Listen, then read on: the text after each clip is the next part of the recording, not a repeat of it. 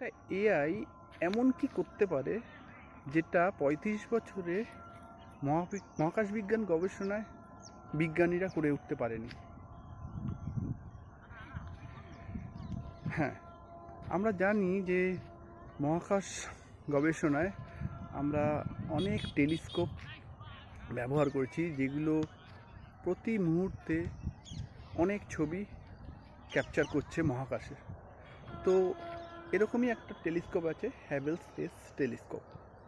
সে কিনা যে এতদিন ধরে প্রায় ৩৫ বছর ধরে প্রায় ১০০ মিলিয়ন ছবি কোনো দিকের বিভিন্ন দিকের মানে মহাকাশের বিভিন্ন দিকের কিন্তু ছবি ক্যাপচার করে যাচ্ছে।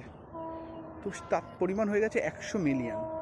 তো এই ১০০ মিলিয়ন ছবির মধ্যে অনেক অজানা তথ্য কিন্তু লুকিয়ে রয়েছে।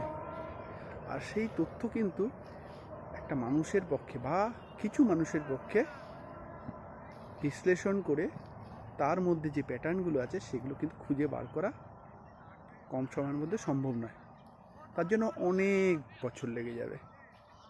কিন্তু এই জায়গায় কিন্তু এআই বাজিমাত করে ফেলেছে। এআই মাত্র আড়াই দিনে সেই ১০০ মিলিয়ন ছবিকে কিন্তু প্রসেস করেছে, তার মধ্যে যে প্যাটার্নগুলোকে সেগুলোকে খেয়াল করেছে এবং অদ্ভুত সব ছবি কিন্তু মানে অদ্ভুত অবজেক্ট কিন্তু খুঁজে পেয়েছে। সেই অবজেক্টগুলো কিন্তু আগে কখনোই দেখা যায়নি। এরকম প্রায় ১০০০-এর ওপর অবজেক্ট এমন পাওয়া গেছে, যার মধ্যে ৮০০ ধরনের অবজেক্ট তো আগে বিজ্ঞানীরা খুঁজেই পায়নি। মানে এটা কি পুরো নতুন। তার মধ্যে কিছু আছে jellyfish type Galaxy, merging Galaxy, তো আরও অনেক যাদের ক্লাসিফিকেশনই করা যাচ্ছে না যে এটা কি প্যাটার্ন। তো আগামী দিনে আরও এমন কিছু টেলিস্কোপ যেগুলো কিন্তু আরও পরিষ্কার ছবি মহাকাশের তুলবে এবং লক্ষ লক্ষ ছবি তুলবে। সেই ছবিগুলোকে কিন্তু গবেষণা করার জন্য বা সেই ছবিগুলো নিয়ে গবেষণা করার জন্য যে ধরনের প্রযুক্তি দরকার সেটা কিন্তু এআই প্রোভাইড করতে পারে। আর এআইয়ের যে মডেলটা এখানে কাজ করে সেটা হলো অ্যানোমালি ম্যাচিং।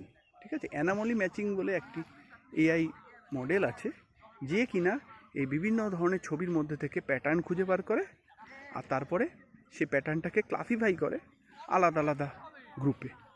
তো এরকম এআই মডেলগুলো কিন্তু আগামী দিনে আমাদের একটা এমন হাতিয়ার হতে চলেছে, যার ফলে কিন্তু আমরা এত বছরে যা জানতে পারিনি মহাকাশ সম্বন্ধে খুব কম সময়ের মধ্যে কিন্তু জেনে ফেলতে পারবো। তাহলে এআই কিন্তু শুধু মানুষের কাজ খেয়ে নিচ্ছে, জীবিকা খেয়ে নিচ্ছে এরকম ব্যাপার না। নতুন সব দিক আমাদের সামনে কিন্তু ভবিষ্যতে খুলে দেবে, যেটা কিন্তু সাধারণ মানুষের পক্ষে খুব কম সময় বা তার নিজের জীবনকালে কিন্তু করে ওঠা সম্ভব হতো না। তো আপনাদের যদি এই ধরনের ভিডিও ভালো লাগে অবশ্যই ভিডিওটিকে শেয়ার করবেন। নমস্কার।